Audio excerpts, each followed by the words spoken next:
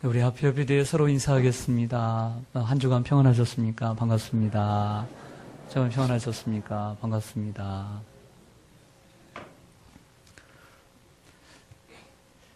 어제 어떤 모임이 있어서 그곳에 가게 되었는데 10년 넘게 되었는데 그때 알던 한 집사님을 만나게 되었습니다.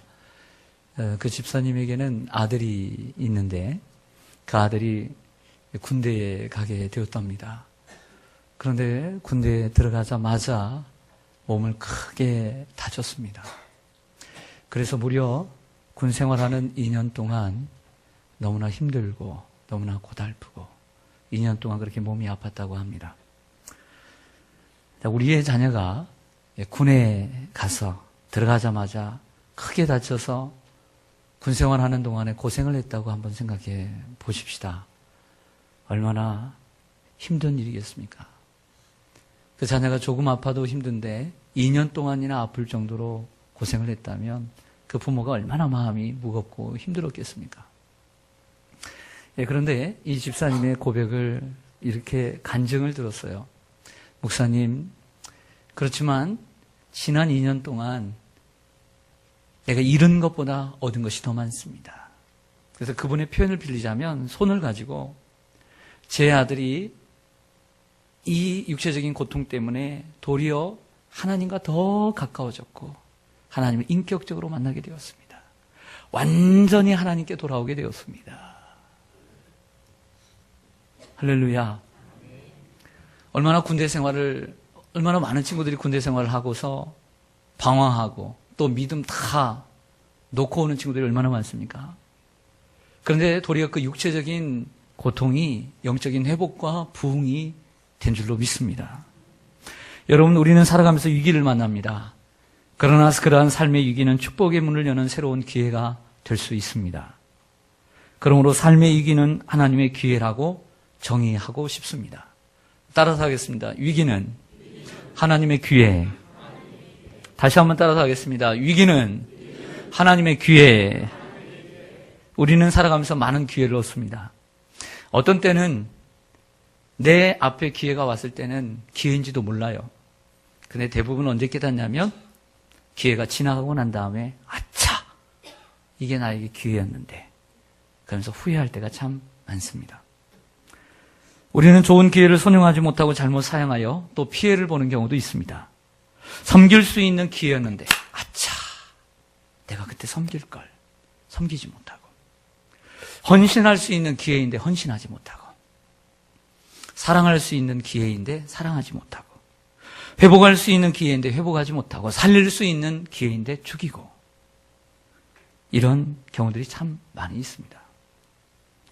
자, 오늘 본문, 우리가 함께 읽은 본문에는 이렇게 찾아오는 기회를 선용하는 사람과 악용하는 사람 두 사람을 만날 수 있습니다. 선용하는 사람은 마리아요, 악용하는 사람은 가룟 유다였습니다.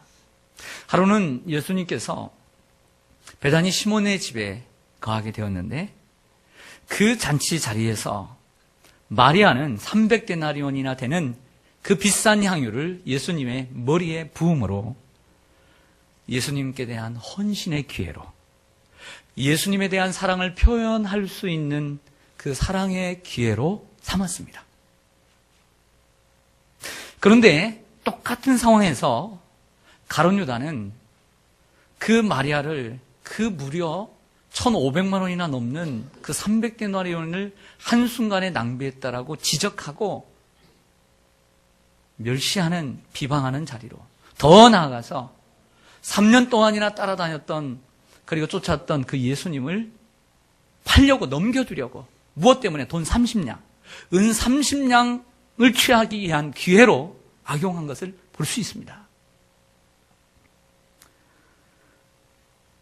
마리아는 예수님께 헌신하는 기회를 찾았던 반면 가룟 유다는 예수를 넘겨주어 돈을 버는 기회를 찾았습니다. 오늘 16절을 보시죠.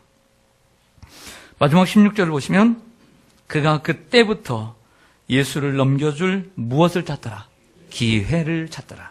네, 이 단어, 기회를 찾았어요. 마리아는 그 순간 오늘 이 예수님이 오시고 예수님이 이 잔치의 자리에서 예수님께 헌신하는 기회, 예수님께 내 사랑을 어떻게 표현하지? 사랑을 표현할 수 있는 기회로 삼았지만 가룟 유다는 그 예수를 돈 30냥을 얻기 위해서 팔려고 하는 기회를 찾더라 그런 거예요. 사람이 기회가 왔을 때 그 기회를 어떻게 사용하느냐를 보면 그 사람이 평소에 어떠한 삶을 추구하고 있으며 무엇을 사랑하고 있는지를 보여줍니다. 마리아는 예수님을 사랑하며 살았고 가룟 유다는 돈을 사랑하며 살았습니다. 여러분, 우리도 인생을 살면서 기회가 찾아옵니다. 마리아처럼 옥합을 깨뜨려 주님을 사랑하고 헌신할 수 있는 기회가 찾아올 수 있습니다. 사도 바울이 에베소 교회에 이런 말씀을 해요. 우리 화면을 잠깐 보시죠. 에베소서 5장 16절에 보면 잘 아는 말씀이죠. 같이 한번 읽겠습니다. 시작. 세월을 아끼라. 때가 악하니라. 네, 너무나 잘 아는 말씀이죠. 특별히 한 해를 시작하는 이때에 더더욱 우리에게 필요한 말씀이라고 생각해요. 세월이 악하기 때문에 더욱더 너무나 이 세월이 빨리 가기 때문에. 그런데 이 앞에 있는 구절, 세월을 아끼라라고 하는 이 구절만 좀 영어 성경을 좀 가져왔습니다. 가장 권위 있는 성경이라고 하는 킹 제임스 버전을 보면 이걸 이렇게 되어 있습니다. Redeeming the time. 시간을 구속하라. 시간을 사라. 즉 이 말은 시간을 내 것으로 만들라는 거예요. 내 것으로 만들라. 영어 성경 가운데 가장 정평이 나 있고 그리고 원문에 가장 가까운 번역이라고 하는 NIV를 보면 이렇게 되어 있어요. Making the most of every opportunity. 모든 기회를 the most of, 최고의 것으로 만들라. 즉 이 말은 모든 기회를 극대화시키고 모든 기회를 최대한으로 활용하라는 거예요. 이 NIV 성경, 영어 성경 가운데 N이라고 하는 New라고 하고 써 있는 성경, 즉 킹제임스도 뉴 킹제임스 버전이 있는데 이 New라고 하는 것은 1950년 이후에 번역된 성경을 얘기합니다. 새롭게 번역된 성경. 그런데 세월이라고 하는 단어를 이 바르게 되어 있는 이 NIV 성경은 바로 이 opportunity라고 하는 기회라고 하는 단어로 번역을 하고 있다는 거죠. 세월이 뭐냐? 우리에게 흘러가는 이 수많은 시간들 1분 1초가 우리에게는 기회라고 하는 거예요. 기회다. 시간은 기회이고 세월은 기회예요. 올해도 여러분에게 마리아처럼 헌신할 수 있는 기회가 올 줄로 믿습니다. 그리고 예수님에 대한 사랑을 표현할 수 있는 기회가 오기를 소망합니다. 그러나 많은 분들은 이런 생각을 해요. 어떤 생각을 하냐면 그래 맞아. 그런 기회가 나에게 올 거야. 형편이 되고 환경이 되고 조건이 되면 그때 하나님 앞에 헌신하고 사랑을 표현해야지. 이런 생각만 하지 바로 지금, 바로 이 순간 그 순간을 드리려고 하진 않아요. 항상 내일로, 항상 다음에 형편이 되면, 조건이 되면, 내 건강이 되면 그때 하나님 앞에 헌신해야지. 나도. 그러나 지금 이 순간, 나에게 지금 주어진 이 순간을 하나님 앞에 헌신하고 그리고 내 이 순간을 하나님 앞에 온전히 드리려고 하는 사람 그리 많지 않아요. 그러나 지금 우리에게 있는 시간은 내일이 아닙니다. 지금 우리에게 있는 것은 바로 지금 이 순간이에요. 지금 이 순간을 멋지게 사는 사람, 지금 이 순간을 신령과 진정으로 예배드리는 사람, 내가 다음에 마음에 편할 때 참으로 하나님 앞에 기쁜 마음으로 예배를, 성공적인 예배를 드리려고 하는 사람, 그 사람에게 성공이 오는 것이 아니라 오늘 이 시간 내 마음을 새롭게 하고 내 마음이 지금 꾸질꾸질해도 내 안에 죄악이 가득해도 하나님이 받으실 만한 예배가 될 수 있도록 씨름하며 하나님 앞에 이 시간 하나님이 받으시는 영광을 어떻게 드릴 것인가, 이런 생각을 하며 살아야 될 줄로 믿습니다. 지금 이 순간. 식구들이 모여서 주말에 식사를 하게 되었습니다. 어떤 가정에. 오래간만에 손주가 놀러 왔습니다. 할머니와 손주가 서로 마주 봤어요. 얼마나 손주가 보고 싶어요. 그래서 손주를 마주보고 식사를 합니다. 밥이 있고 국이 있고 반찬이 있고 그래서 쫙 준비를 했어요. 그래서 먹는데 갑자기 이 앞에 있던 손자가 할머니, 할머니!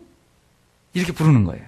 그러자 식사를 하다가 할머니는 이렇게 얘기했습니다. 홀드갑 들는 손자를 점잖게 꾸짖었습니다. 얘야, 밥을 먹을 때는 조용히 하지. 그리고 호들갑을 떠난 게 아니란다. 이렇게 충고했습니다. 그래도 할머니 급한 건데, 그러니까 참아라. 밥을 다 먹은 후에 얘기해라. 그랬습니다. 그런 게 아닌데. 묵묵히 식사를 다 마쳤습니다. 이제 할머니가 얘기합니다. 얘야, 아까 급하다는 얘기가 뭐냐? 이제 해봐라. 이렇게 얘기합니다. 그래서 손자는 힘없이 대답합니다. 이젠 때가 지났어요. 아, 때가 지났다니, 때가 늦다니, 그게 무슨 말이냐? 그랬더니 이렇게 얘기합니다. 아까 좀 전에 할머니 국속에 파리가 있었어요. 아, 그걸 말하려고 했는데 이미 그 파리는 할머니 뱃속에 들어가고 말았어요. 뭐야? 웃은 얘기 같지만 우리가 일상 속에서 이 파리와 같은 이야기, 항상 기회는 이처럼 미루는 것이 아니라는 거예요. 할머니, 먹지 말아요. 파리 있어요.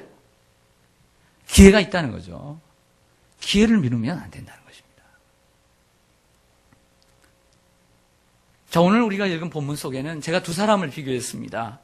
마리아와 가룟 유다입니다. 그런데 오늘 전체적으로 넓게 볼 때 마태복음 26장에는 이들을 둘러싸고 있는 또 다른 두 사람이 있습니다. 앞에는 예수님을 팔려고 하는 유대인 지도자들이고 뒤에는 예수님을 3번씩이나 부인한 누구의 이야기? 베드로의 이야기가 있어요. 자, 이 두 사람 얘기할게요. 먼저 오늘 본문 3절과 4절을 보겠습니다. 3절과 4절을 보면 그때에, 또 때라고 얘기해요. 때. 그때에 대제사장들과 백성의 장로들이 가야바라 하는 대제사장의 관정에 모여 예수를 흉계로 잡아 뭐 하려고? 죽이려고 의논하되 그랬습니다. 저를 보겠습니다. 유대인 지도자들은 지금 이때를 예수님을 죽일 기회로 삼았다는 거예요. 어떻게 하면 예수님을 죽일까? 그래서 헤롯에게 넘겨서 신성모독이라고 하는 제목으로 십자가에 못 박혀 죽일까? 못 박아 죽일까? 그런 기회를 찾았어요. 결국 그러다 예수님을 죽였습니다. 근데 마태복음 그 뒤에 보면, 마지막 26장 뒷부분에 보면 예수님이 잡혔어요. 예수님이 잡혀있는 모습을 보고 사람들이 물을 때에 베드로가 3번을 부인합니다. 모른다, 나는 그 사람. 여러분, 저는 이렇게 생각해요. 베드로에게 질문했던 그 여종들, 사람들, 그때는 예수님을 버렸지만, 부인했지만, 저는 이렇게 생각해요. 그 또한 베드로에게 주는 위기보다는 위기 다음에 기회다. 그가 살아있을 때 예수님께 말씀한 것처럼 다 제자들이 다 버릴지라도 나는 버리지 않을 것이고 다 부인할지라도 나는 부인하지 않겠다라고 하는 그 말을 실천할 수 있는 기회였다. 맞습니까? 맞죠? 부인할 수 있는 기회가 아니라 그 맹세를 실천할 수 있는 기회였다. 위기는 기회입니다. 예수님은 기도하시던 겟세마네 동산에서 로마의 군사들과 그리고 대제사장의 종들에 의해서 붙잡힘을 당하고 대제사장 가야바의 집에 먼저 묶여갔습니다. 끌려갔습니다. 예수님 말로 닿을 수 없는 수치와 모욕을 당했습니다. 얼굴에는 사람들이 침을 뱉었어요. 주먹으로 때리고 손바닥으로 얼굴을 때렸어요. 이 광경을 베드로는 멀찌감치서 바라보고 있었습니다. 그때에 대제사장의 한 여종이 얘기합니다. 당신 저 갈릴리 사람과 함께 있었지? 라고 얘기합니다. 그때 베드로가 맞아! 내가 저 사람과 함께 있었어. 라고 얘기했다면 얼마나 좋았을까요? 또 다른 여종이 얘기합니다. 사람들을 동료에서 여보세요. 바로 저 사람, 바로 나사렛 예수와 함께 있는 것을 내가 이 두 눈으로 똑똑히 봤습니다. 이렇게 얘기합니다. 그때 맞습니다. 내가 나사렛 저 예수와 함께 같이 있었습니다. 내가 그를 따르는 제자입니다. 라고 말할 수 있는 그런 기회가 있을 수 있다는 거죠. 어떻게 보면 내가 이렇게 대답함으로써 내가 잡혀가고 예수와 함께 죽을 수 있는 위기이지만 그 위기의 뒷면에는 내가 예수님께 대한 사랑을 확인할 수 있는, 그리고 헌신할 수 있는, 내가 목숨을 내놓고도 주님을 따를 수 있다라고 하는 그 실천할 수 있는 기회였다라고 하는 거죠. 그러나 그 좋은 기회를 놓치고 말았습니다. 또 다른 여종이 사람들에게 얘기할 때 또한 세 번째 부인합니다. 안타깝게도 그 여종에게 뭐라고 얘기합니까? 나는 내가 무슨 말을 하는지 알지 못한다. 도리어 그 사람을 바보를 만들었어요. 나는 그 사람을 도무지 알지 못한다 라고 대답을 했습니다. 담대한 승리자가 될 수 있는 기회를 놓쳤던 것이죠. 베드로는 예수님께 대한 사랑을 보일 수 있는 좋은 기회를 놓쳐버렸던 것입니다. 구약 성경에 그 열왕기하 13장에 보면 이런 사건이 있어요. 들어보세요. 하나님의 선지자 북이스라엘 선지자 엘리사가 있습니다. 엘리야의 후계자죠. 그가 병들어 죽게 되었습니다. 사람은 다 죽을 때가 오잖아요. 그래서 엘리사가 병들어 집에서 신음하니까 이스라엘의 왕인 요아스가 병문안을 왔어요. 왕이 병문안을 오니까 그것을 기쁘게 여겼나 봐요. 그래서 축복의 선물을 주기 위해서 활과 화살을 가져오게 했어요. 그래서 활과 화살을 가져오고 저 창이 있는 동쪽 창을 열었어요. 그리고 동쪽 창을 열고 활시를 당기고 거기에다가 안수를 했어요. 그리고 쐈어요. 그래서 얘기합니다. 이 활과 화살은 저 동쪽에 있는 아람 제국을 향한 하나님의 구원의 화살이다 라고 힌트를 주었어요. 아람 제국을 멸망시킬 화살이라는 거죠. 그리고는 이 화살을 한 묶음 손에 쥐게 하고 요아스 왕에게, 그리고 땅을 치게 합니다. 그 땅을 쳐라 이렇게 얘기해요. 질문할게요. 우리 성가대 여러분, 여러분들은 몇 번 치겠어요? 자, 이 상황 가운데 여러분들 어떻게 치겠어요? 자, 한 번 치겠다는 거예요. 두 번, 세 번, 세 번 나왔어요. 네 번. 많이 치겠다. 힘이 빠질 때까지. 이게 기회였어요. 기회. 이게 뭐였다고? 기회였어요. 근데 몇 번 치냐면 세 번을 쳐요. 그러자 요아스가 세 번을 치자 엘리사가 뭐라고 얘기한지 아세요? 한숨을 쉬면서 충분히 왕이 쳤어야 되는데 안타깝게 됐다고. 대여섯 번을 쳤으면 그 아람 제국을 진멸시켰을 텐데 세 번밖에 치지 못하고 후에는 옆구리에 가시가 될 것이라고 얘기를 했어요. 요아스에게 찾아온 기회였어요. 그 기회를 놓쳤던 것이죠. 우리의 삶에는 이처럼 기회가 찾아오는 줄로 믿습니다. 기회가 올 때는 잡아야 돼요. 잡되 확 잡아야 돼요. 확 잡아야 돼요.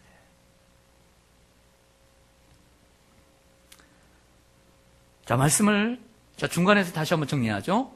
자, 오늘 본문에 마리아, 향유를 부은 마리아와 예수님을 판 가룟 유다를 제가 대조를 시켰습니다. 그리고 이를 둘러싸고 있는 유대인 지도자들과 그리고 예수님을 부인한 베드로의 이야기를 했습니다. 이렇게 기회가 있었다. 어떤 기회를 갖고 있느냐.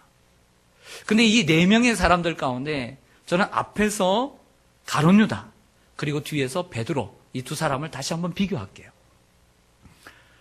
이 사건이 끝난 후에 예수님을 팔아넘긴 가룟 유다가 은 30냥을 주머니에 찼습니다. 그러나 양심이 있었어요. 양심이 찔렸어요. 참 그래도 괜찮은 사람 같아요. 예수님을 팔고 스승을 팔고 은 30냥을 들고서 마음이 상했어요. 내가 정말 내가 나쁜 놈이구나 생각을 하고 대제사장을 찾아갑니다. 돈을 돌려주려고 그랬어요. 그래서 그 사람이 바뀌었어요. 우리도 돈은 아니다.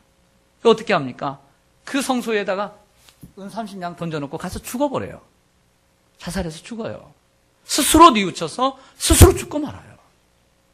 그런데 예수님을 부인한 베드로를 한번 생각해보죠. 가룟 유다나 베드로나 다 동일하게 나쁜 놈들이에요. 누가 여기서 좋은 놈들이라고 하겠어요? 좋은 사람이라고. 그 죄나 다 똑같은 거예요. 그런데 이 베드로는 예수님을 그 만인 앞에서, 그리고 예수님이 저 멀찌감치 자기를 바라보는 그 동정어린 눈빛으로 바라보는 가운데서 예수님 앞에서 3번이나 부인했으니 무슨 고개를 들겠어요? 죽을 맛이죠.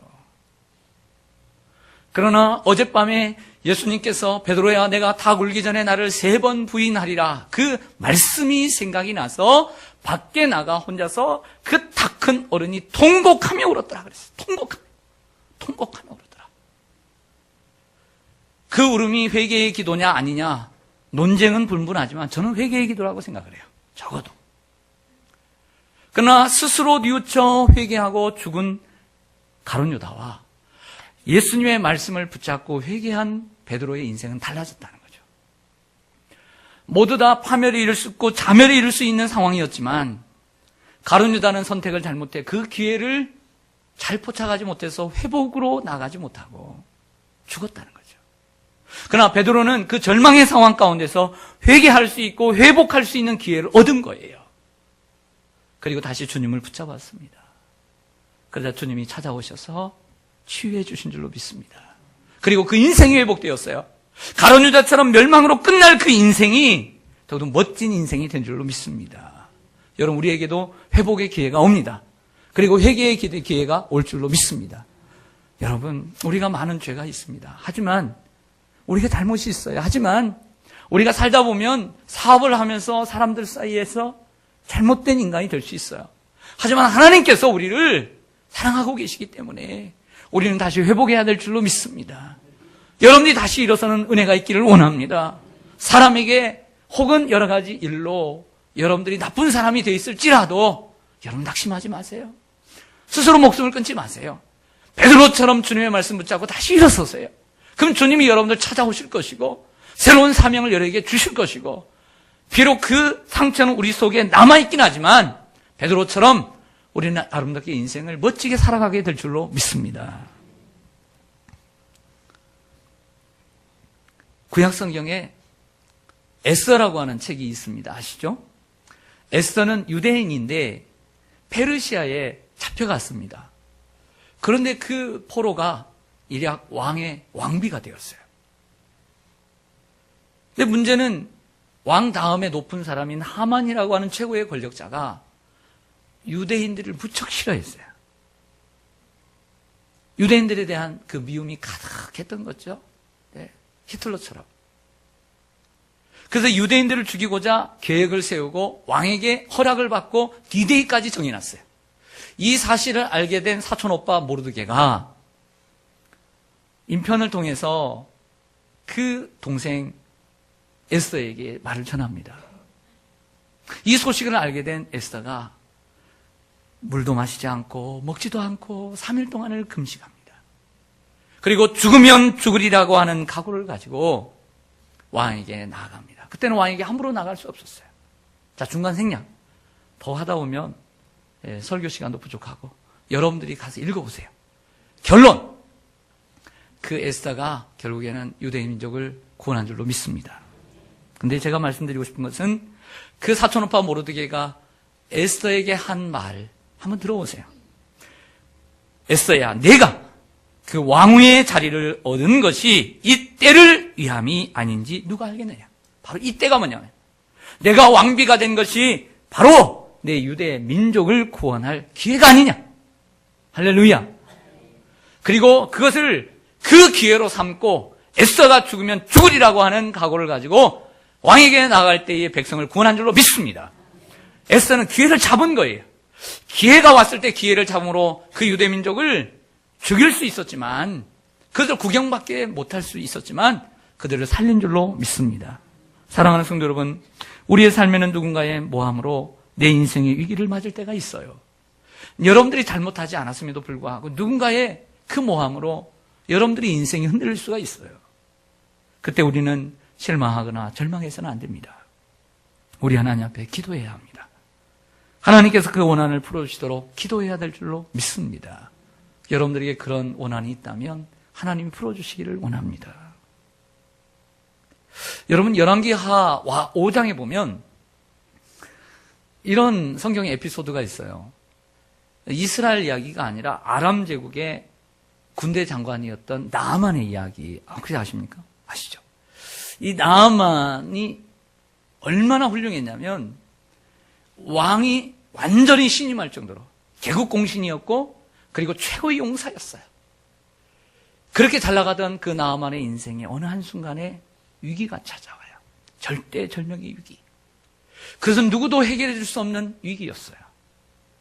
하루는 몸에 이상한 것이 피부가 이상해지길래 또 긁었더니 점점 붉어오고 온몸에 퍼지기 시작하더니 어떤 약도 치료가 되지 않아요. 의사에게 가서 물었더니 문둥병이에요. 나병에 걸렸어요. 인생이 위기예요.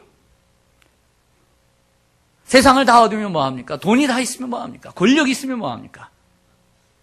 이제 가족들과도 떨어져서 살아야 되는 이러한 운명. 인생의 위기가 찾아왔어요. 그때에 이스라엘에서 포로로 잡혀온 어린 소녀가 이 나아만의 아내에게 그 이야기를 합니다. 무슨 얘기냐면 우리나라에 가면 사마리아에 엘리사라고 하는 선지자가 있는데 그 선지자에게 가서 기도를 받으면 나을 것입니다. 이것도 기회인 줄로 믿습니다. 어린 소녀의 말도 기회로 얻을 수 있는 지혜가 필요해요. 사람의 말도 이게 기회구나. 그 기회를 얻어요. 왕에게 얘기하니까 왕이 얼마나 예뻐했던지 모든 선물을 바리바리 싸가지고 보내줘요. 이스라엘로 갑니다. 이스라엘은 난리가 났죠. 왕은 지금 부들부들 떱니다. 다른 어떤 계략이 있어서 그런 건 아닌가. 그래서 엘리사를 찾아가요. 그 집 앞에 와서 엘리사에게 나오라고 하자 엘리사는 나와보지도 않아요. 방문을 걸어 잠그고 나와보지도 않고 그 종 게하시에게 얘기합니다. 그 나아만 장관에게 저 요단강 물에 가서 몸을 7번 씻으라. 그러면 내 몸이 깨끗하여지리라. 할렐루야. 이야기를 해요. 여러분들처럼 아멘 하지 않았어요. 속이 상했어요. 성경을 정확히 보니까 분노하였더라. 왜 분노했냐면 내가 세계를 제패하는 제국의 2인자인데 내가 병에 걸렸다고 나와보지도 않아? 절도 안 해? 나를 무시해? 와서 나에게 넙죽절하고 내 아픈 환부에 손을 얹고 기도를 해야지. 속이 상했어요. 내 나라에는 저 요단강, 정말 요단강 가보니까 별거 아니에요. 우리 또랑보다도 못해. 정말. 우리 동네, 우리나라에는 더 좋은 강물이 있는데 하면서 그냥 가버려요. 씩씩거리며 갑니다. 그때에 따라왔던 종들 가운데 참으로 그 나아만을 사랑했던 종들이 아버지요. 그래도 믿자야 본전이니까 한번 해보시죠. 그 간청을 듣고 그 기회를 놓치지 않아요. 그리고 요단강물에 들어갑니다. 알량한 자존심 그리고 하찮은 그 종들 앞에서 자기의 몸을 다 벌거벗고 그 부끄러운 상처를 다 보이면서 그 종들 앞에서 그 요단강 속에 들어가야 되는 그 수치스러움 다 내려놓고 그 물에 들어가 7번을 나오고 들어오고 나오고 하며 깨끗하게 씻었더니 어린아이의 살결과 같이 깨끗하여졌더라. 나아만 장군은 자기에게 찾아오는 그 축복의 기회를 그 알량한 자존심 때문에 놓칠 뻔했습니다. 그러나 자기를 사랑하는 사람들의 말을 듣고 마음을 바꾸었습니다. 여러분, 때로 우리는 우리에게 찾아오는 많은 축복의 기회를 내 자존심 때문에 혹은 남들이 보는 시선 때문에 참된 행복을 누리지 못하고 불행 속에 살아가는 경우들이 많이 있습니다. 여러분들에게 찾아오는 기회 놓치지 마시길 바랍니다. 여러분들의 몸을 회복할 수 있는 기회, 나을 수 있는 기회가 있습니다. 바울은 이렇게 얘기합니다. 너희가 때를 얻든지 못 얻든지 복음을 전파하라. 여러분 차를 타고 가든지 누구를 만났을 때 성령님이 여러분들 마음속에 계시니까 복음을 전하라고 촉구하실 때 그것을 순종하시길 바랍니다. 우둔한 입술이지만 예수를 믿으세요. 교회를 나가보세요. 어떤 목사님이 젊은 날에 부끄러운 고백을 하는 걸 들었어요. 젊은 날에 제대로 믿질 않아가지고 술을 마시고 밤에 들어왔습니다. 잠을 자는데 한 12시 넘어서 새벽녘에 전화가 오는 거예요. 그 전화, 여보세요. 제가 술을 잘 안 마시면서 제가 참 연기를 잘 못합니다. 양해해 주십시오. 여보세요. 막 그랬더니 그랬더니 친구가 전화를 온 거야. 지금 웃는 분들은 좀 술 마셨을 때 생각나시는지. 그래서 친구 전화예요. 그래서 귀찮죠. 술 취하고 졸리고. 그러니까 왜 그러냐? 그러니까 잠깐 만났으면 좋겠대요. 여러분 같으면 어떻게 하시겠어요? 보통 하는 것처럼 야 내일 만나자, 내일 만나. 그래서 끊어버렸대요. 귀찮고 힘들고. 근데 아침에 다른 친구에게 전화가 온 거예요. 다른 친구에게. 무슨 전화냐? 바로 어제 전화를 했던 그 친구가 자살해 죽었다는 거예요. 그 자살한 친구는 그래도 마지막이라고 자기의 고민을 바로 이 술 취한 친구에게 얘기하고 싶었던 거죠. 그 사실 누가 알아요? 자기밖에 몰라요. 그래서 그 친구의 죽음이 마치 나 때문에 죽은 죽음이다 라고 자책을 했다고 합니다.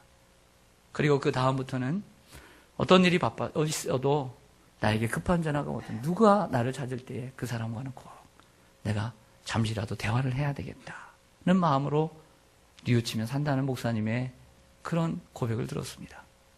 여러분, 우리에게 남을 구원할 수 있는 기회가 옵니다.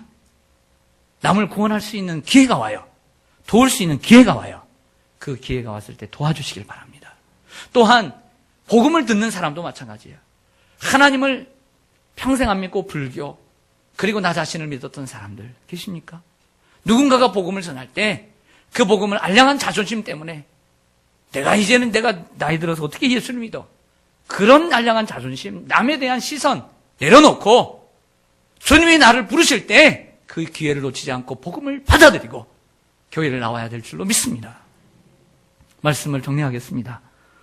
워런 이어스비라고 하는 유명한 설교자는 하나님이 주시는 가장 좋은 선물은 기회다. 우리가 역경이라 부르는 것들을 하나님은 기회라 부르신다라고 했습니다. 현재 여러분들에게 있는 역경과 어려움, 위기가 뭔지는 잘 몰라요, 제가. 그렇지만 분명히 있다고 생각합니다. 그리고 제가 그러나 분명히 확신하는 것은 여러분에게 현재 있는 역경과 위기, 그 뒷면에는 하나님의 축복이 있다. 그리고 여러분들에게 다가오는 어떤 역경과 위기도 그 배후에는 하나님의 계획이 있다. 저는 이것을 확신합니다. 우리는 살아가면서 개인에게 인생의 위기가 찾아옵니다. 건강의 위기도 찾아오고 평생 행복할 것만 같았던 그러한 부부 사이에도 위기가 찾아와요. 그리고 가정에도 위기가 찾아옵니다. 그러나 그 위기는 축복의 기회입니다. 사업에도 위기가 찾아옵니다. 교회에도 위기가 찾아옵니다. 작년 2014년은 우리 교회에 있어서 제 목회에 있어서 가장 큰 위기였어요. 그러나 저는 확신합니다. 그 위기 뒤에 하나님의 축복이, 엄청난 축복이 우리에게 있다는 것을요. IMF로 우리나라는 위기를 맞이했습니다. 그러나 그 위기를 잘 극복하자 예전 나라가 든든하게 세워지게 되었습니다. 여러분들 사업에도 위기가 있을 수 있어요. 위기를 두려워하지 마세요. 그 위기의 이면에는 하나님의 축복이 기다리고 있어요. 믿으시길 바랍니다. 동전의 양면처럼 위기라는 뒷면에는 바로 무엇이 있느냐? 바로 기회가 있어요. 고난과 역경이라는 뒷면에는 하나님의 축복이 새겨져 있는 줄로 믿습니다. 그러므로 현재 어떤 위기를 맞이하든지 또 어떤 위기가 여러분들이 있다 할지라도 하나님이 여러분들과 함께 하시고 그 고난의 뒷면에 숨은 축복이 있다는 것을 믿고 낙심하지 말고 승리하시는 여러분들 되시기를 간절히 소망합니다. 우리 잠시 기도하겠습니다.